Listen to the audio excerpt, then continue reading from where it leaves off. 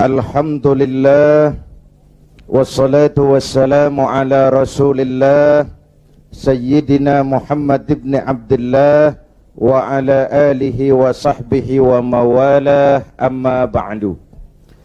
Para ulama yang saya muliakan, para pejabat baik sipil, TNI dan Polri, hadirin hadirat ma'asyiral muslimin yang berbahagia. Alhamdulillah, malam ini kita dapat bertemu dan berkumpul di tempat ini mengikuti tabligh akbar yang diselenggarakan oleh DPC bekerjasama dengan GMK dalam rangka maulid mensyukuri nikmat kemerdekaan. Hadirin yang saya hormati, apa hubungan Islam dengan kemerdekaan? Pertama, Islam telah memberikan sugesti, dorongan, semangat, rangsangan kepada orang-orang tua kita dulu untuk bangkit berjuang melawan penjajah. Islamlah agama yang mengajarkan bahwa cinta tanah air bagian daripada iman. Betul? Hubbul watan minal iman. Tanah air kita bukan Aljazair. Tanah air kita bukan Palestina, bukan Arab Saudi, bukan Yaman. Tanah air kita mencintai Indonesia juga bagian daripada iman. Yang datang menjajah kebetulan kafir. Ini cikal bakalnya nih. Yang datang menjajah kebetulan kafir. Bertemulah cinta tanah air dengan semangat jihad yang diajarkan agama. Maka bangkitlah para ulama dengan jamaahnya, kiai dengan santrinya, bahu-membahu bersama tentara berjuang melawan penjajah Belanda. Pernah lihat gambar Imam Bonjol? Pernah? Pakai sorban. Pakai apa? Kalau pakai sorban pasti bukan pendeta Shaolin. Pernah lihat gambar Pangeran Diponegoro? Bukan cuma pakai sorban, pakai gamis. Ketika Belanda dengan licik berhasil menangkap Pangeran Diponegoro, pengikut-pengikutnya termasuk Kiai Mojo, Kiai Maja, mundur ke pedalaman, membentuk kantong-kantong perjuangan. Berupa apa? Pesantren. Pesantren selain sebagai tempat menimba ilmu, juga merupakan kantong perjuangan untuk melawan penjajah. Yang berjuang memerdekakan Indonesia selain tentara, ulama dengan jamaahnya, kiai dengan santrinya, pejuang-pejuang nasionalis beragama Islam, tidak percaya sensus kubur pahlawan. Ibu bapak, saudara-saudara hadirin, malahan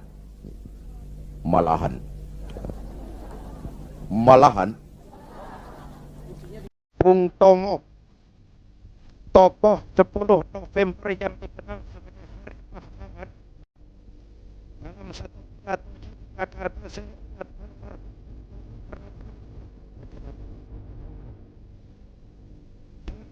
kata tidak ada kalimat takbir.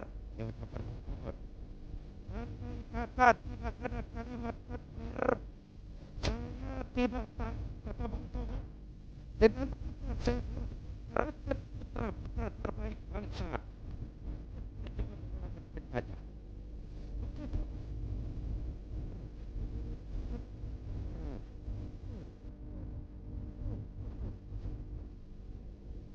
Apa dia kalimat lain?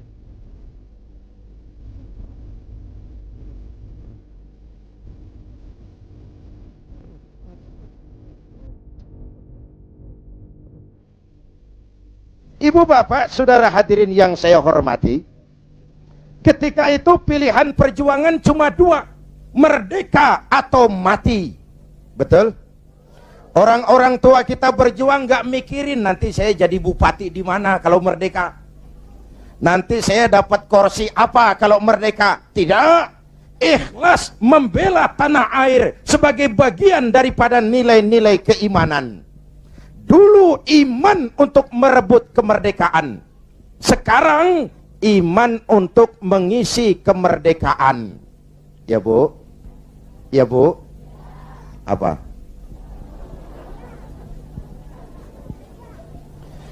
Kalau sekarang kita mensyukuri kemerdekaan, jangan pernah lupa kemerdekaan yang kita nikmati ini ditegakkan di atas keringat, air mata, darah, dan nyawa orang-orang tua kita yang mereka tidak sempat menikmati kemerdekaan negara ini. Jangan kotori darah mereka dengan togel, kata Ustaz tadi. Jangan kotori darah mereka dengan perbuatan tercela di atas republik tercinta ini. Jangankan adik-adik saya yang lebih muda, saya saja kalau ditanya, Saudara Zainuddin, apa jasamu dalam menegakkan kemerdekaan? Saya jawab, tidak ada.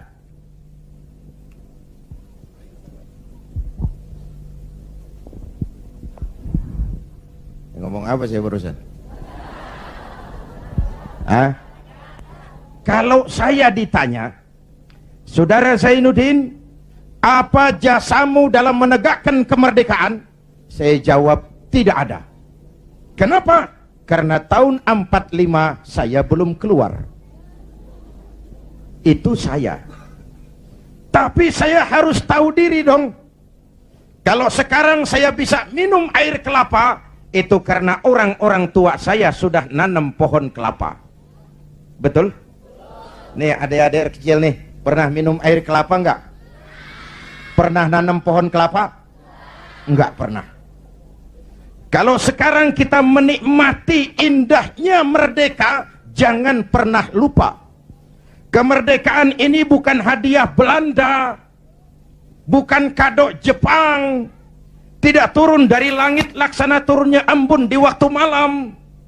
Kemerdekaan tidak muncul hanya dengan simsalabim abragadabra. Kemerdekaan ini keringat, air mata, darah, dan nyawa orang-orang tua kita. Ya Bu, ya Pak, syukuri dengan tahlilan kepada arwah para pahlawan. Agustusan ngibing sampai subuh. Tuh arwah para pahlawan gile, roh gua dijogetin.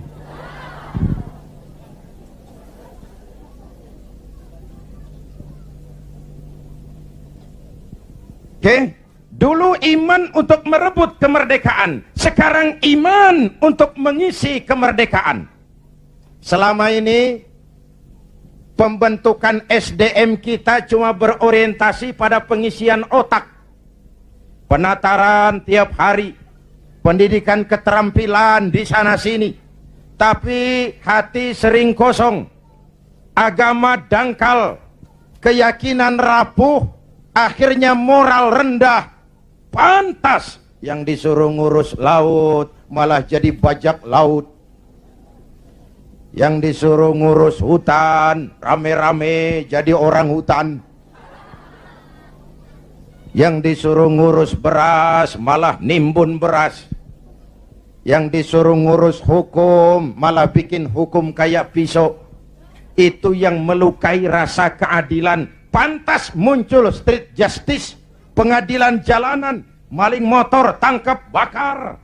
Itu refleksi dari ketidakpuasan rakyat terhadap sikap hukum selama ini, di mana rakyat melihat kalau yang kecil salah, hukum cepat-cepat ditegakkan. Yang besar salah, diam pura-pura nggak ngerti. Itu yang merusak masyarakat. Jelas? Hukum kayak pisau. Tahu pisau? Kalau ke bawah tajam, ke atas si tumpul. Ini hukum pisau namanya. Mudah-mudahan ke depan duet Bu Mega dan Pak Hamzah mampu menegakkan hukum dengan benar. Amin. Ya Rabbal. Berangkat dari pengalaman itulah kita harus mulai kembali kepada penataan nilai keimanan. Itu sebabnya Muslim begitu brol lahir ke alam dunia udah disambut azan. Benar, Bu? Kenapa? Bayi itu kaset kosong. Kalau dipakai merekam, daya rekamnya kuat. Kita yang udah berumur nih, ibarat kaset, kebanyakan rekaman udah. Nggak kusut juga lumayan. Ngapalin udah berat, kaset kusut. Bayi kaset kosong. Begitu brol hadir ke alam dunia, rekaman pertama yang menyentuh telinganya, lafzul jalalah. Allahu Akbar, Allahu Akbar. Rekaman pertama. Belum sempat dia dengar Ricky Martin. Belum sempat dia dengar Westlife. Yeah. Kok tahu? Ya tahu, gue kan Ustadz Gaul.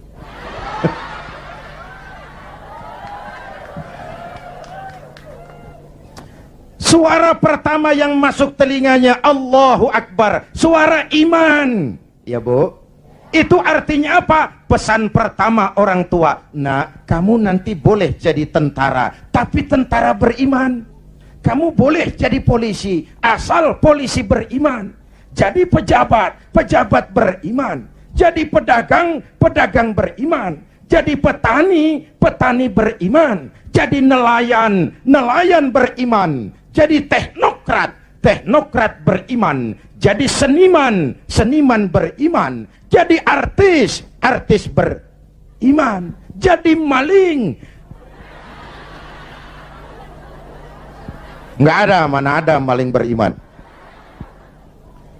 Kalau iman landasannya insya Allah aman. Betul? Dengan mensyukuri nikmat kemerdekaan, ayo kita mengadakan recovery terhadap sikap mental selama ini. Berangkat lagi dari nilai keimanan. Jaga baik-baik, wariskan kepada anak-anak kita. Peristiwa kemarin, bulan kemarin, perubahan terjadi begitu cepat. Mulai dari digelarnya sidang istimewa, dicabutnya mandat Gus Dur, dikukuhkannya Bu Mega sebagai presiden, dipilihnya Pak Hamzah Has sebagai wakil presiden. Kalau kita berangkat dari nilai keimanan, maha benar Allah, wa tilkal ayyamu nudawiluha bainan nas. Hari itu kami putar di antara manusia. Ada saat datang, ada waktu pergi. Ada hari lahir, ada saat kembali. Ada waktu dilantik, ada saat menyerahkan jabatan. Hidup cuma nungguin giliran. Maka kalau lagi di atas berkuasa, jangan busung dada dan lupa daratan. Kalau lagi nyungsep di bawah, jangan putus asa dan protes Tuhan. Hei. Hei.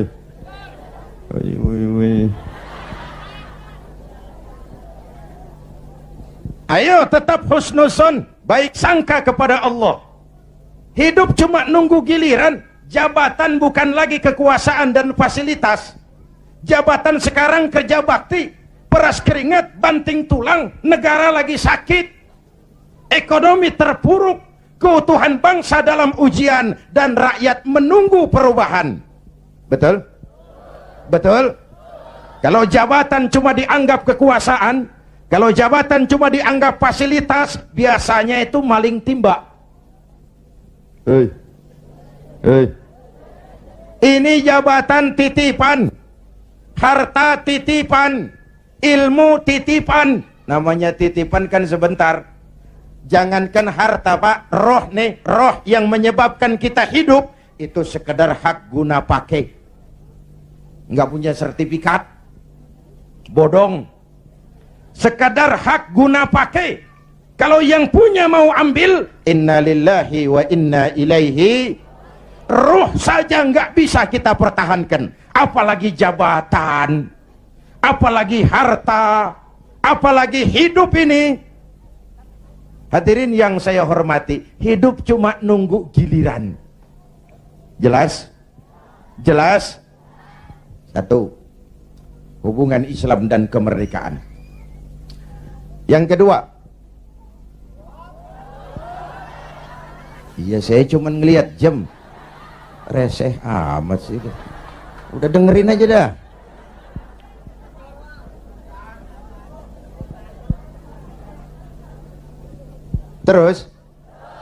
Terus menghina itu. Ini ustadz bukan tukang parkir. Terus.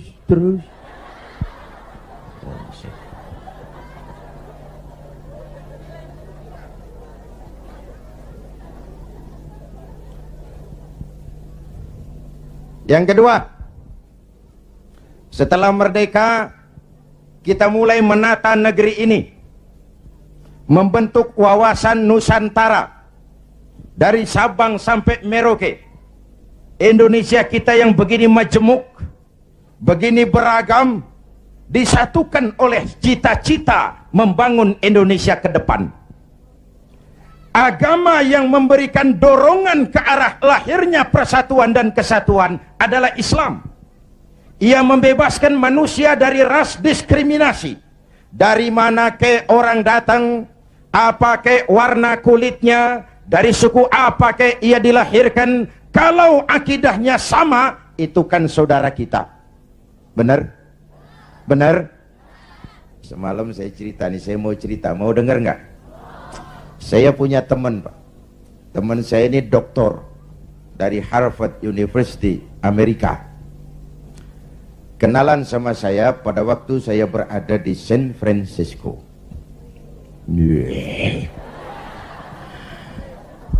San Francisco tahu Bu kan? Tahu ya? Itu dari Tambun ke kanan. Tahu.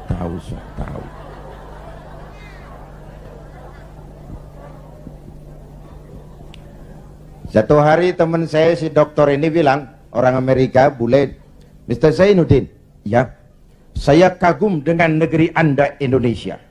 Giliran saya kaget. Ada dokter dari Harvard. Harvard itu perguruan paling bergengsi di Amerika. Dia menyatakan kagum dengan Indonesia. Saya kaget. Loh, emangnya kamu sudah belajar tentang Indonesia ya? Sudah.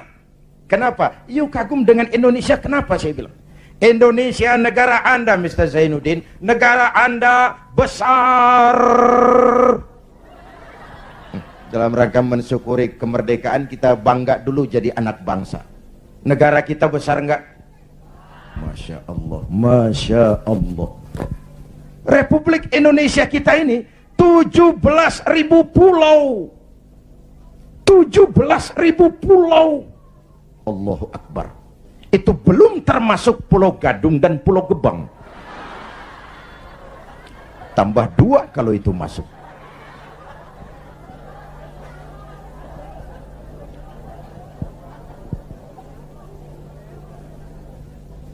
Buminya mengandung minyak, gas, batu bara, barang tambang lain. Lautnya kaya, hutannya kaya. 17.000 pulau terhampar sepanjang garis khatulistiwa. Hijau, ranau, subur, makmur, kemah, ripah, loh, jenawi, toto, tentrem, kertora, harjo.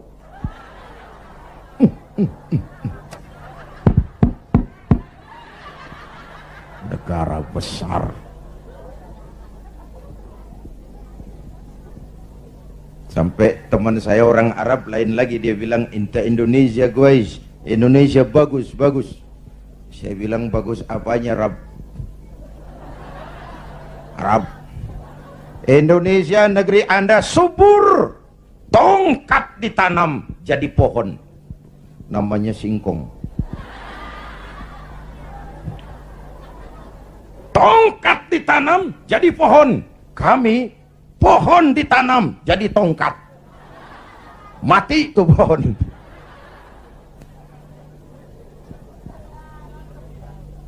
Negara besar. Terus apalagi yang kamu heran? Penduduk negeri Anda banyak. Kita rakyat Indonesia sekarang 210 juta. Itu SDM kita, itu aset kita, 210 juta. Allahu Akbar. Konon menurut keluarga berencana nasional, di Indonesia ini tiap 1 menit lahir 8 bayi. Cuma karena Indonesia luas nggak terasa.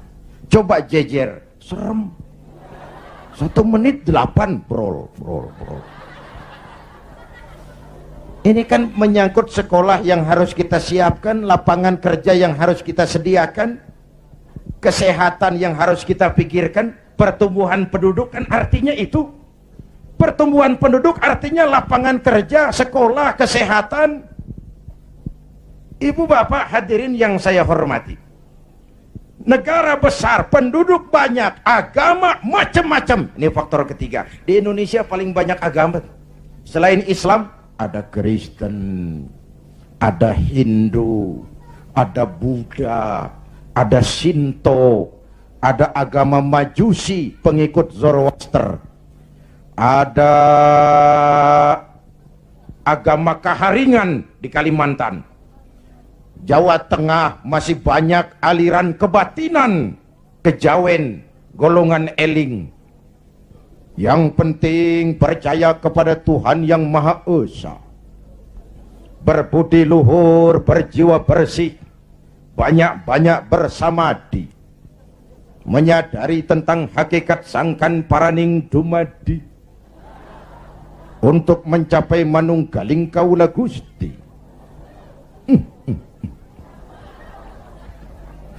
Negara besar, penduduk banyak, agama macam-macam, kok Anda bisa satu? Nah ini yang dia heran. Anda pakai lem apa? Saya bilang lemnya 2. Pertama, 87% penduduk Republik ini Muslim. Watak Islam itu rahmatan lil. Kalau besar, dia mampu melindungi yang kecil. Kalau kecil, dia mampu menjaga diri. Ini bukan umat teroris. Ini umat cinta damai. Ini bukan umat biang kerok, ini umat penegak kebenaran. Kita tidak pernah cari-cari musuh, tapi kita pantang lari kalau ketemu musuh. Jelas? Jelas? Hadirin yang saya hormati, lem kedua saya bilang namanya Pancasila. Ini diterima oleh semua agama. Dengan mensyukuri nikmat kemerdekaan, ayo jaga persatuan dan kesatuan. Pagelaran bulan kemarin dalam pengembangan demokrasi kita harus jadi pelajaran betapa kita harus menghormati perbedaan. Jangan beda. Kalau kita berdewasa, kalau beda di anak kita berdemokrasi, ayo rakyat kita dewasa. Jangan terjebak fanatisme sempit. Saudara senang saya Nurdin, fanatik sama saya Nurdin, jangan. Kalau benar atau salah,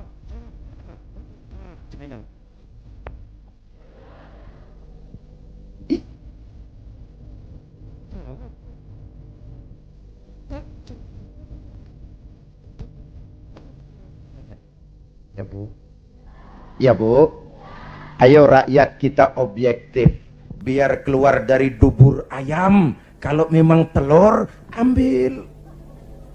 Biar keluar dari dubur kiai, kalau kuning kabur. Jangan lihat kiainya, lihat yang merojol apaan. Akur? Akur?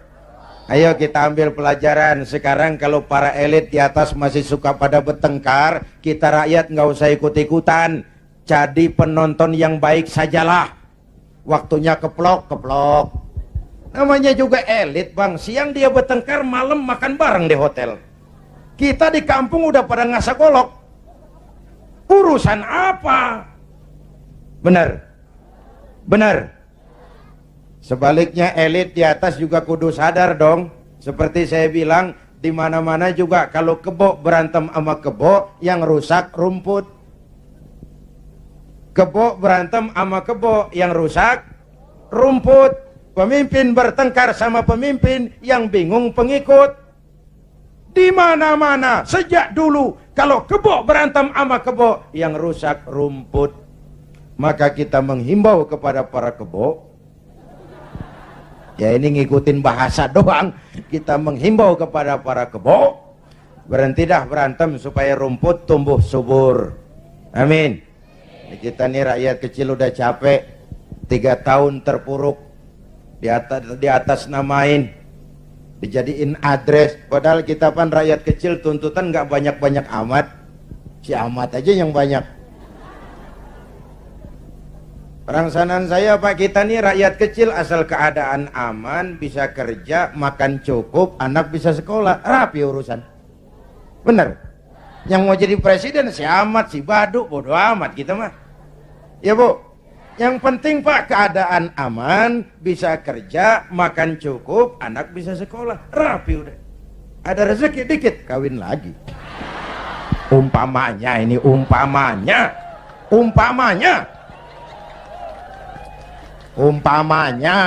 Saya bukan ngasih tahu, ngajarin.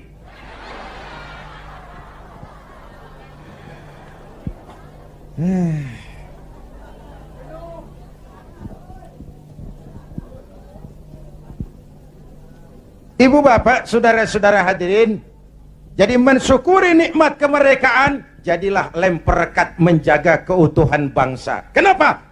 Keutuhan kita dalam ujian, apalagi kemarin-kemarin kan istilah saya musim Pak Bendot. Kipas, angin, tukang kipas gentayangan, tukang kompor lebih banyak daripada tukang lem. Angetin sono, sundut sini, panasin sono, bakar sini. Begitu kebakaran dia kabur, tepuk tangan, kita yang tekor. Hadirin yang saya hormati, padahal bangsa itu kayak gelas. Ini contoh nih, contoh.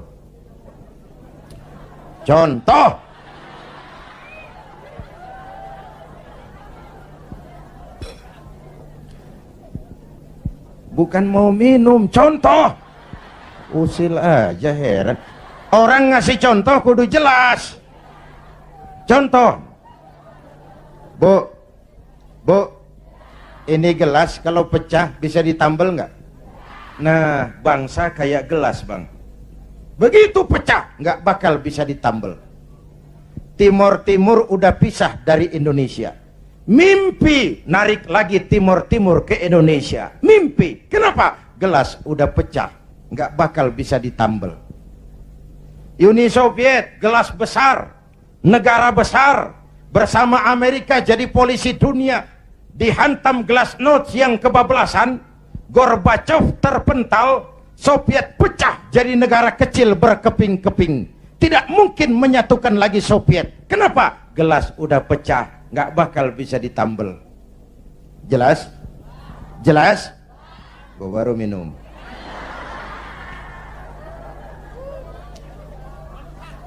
Ya bagaimana aja orang nyari akal lah. Usil banget, gue heran. Iya, kalau datang minum kan gue malu amat. Mau minum aja pakai kelilingan dulu. Ayo, jangan biarkan Indonesia kita jadi gelas pecah. Jaga semangat kebersamaan. Beda boleh, marahan jangan. Bang, kaos lu hijau ya? Hijau gue. Temen kita kuning, biarin kalau dia mau. Yang satu merah, nggak apa-apa. Yang lain biru, boleh. Lu lewat sono, gue lewat sini, yang satu lewat situ. Ntar kita ketemu di sono. Bisa nggak begitu? Cakep nggak urusan? Iya, jangan beda kaos merengut. Urusan apa? Jadi anggota DPR kagak, sama tetangga marah, tekor kemana-mana. Ayo rakyat, kita dewasa, berpolitik dengan rasio, jangan dengan emosi. Kayak saya kan, sekarang saya ketua Dewan Pimpinan Pusat Partai Persatuan Pembangunan. Itu pribadi saya, nanti saya cerita kenapa saya gunakan hak politik saya. Tapi saya tidak akan memaksakan pendirian ini kepada hadirin. Itu resiko saya gunakan hak politik saya pulang kampung P3.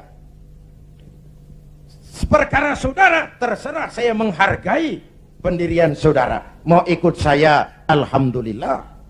Mau pilih P3, silakan. Mau berjuang dengan yang gambarnya Ka'bah, boleh. Terserah aja itu sih. Namanya hak demokrasi, nggak boleh dipaksa-paksa dong, ya nggak?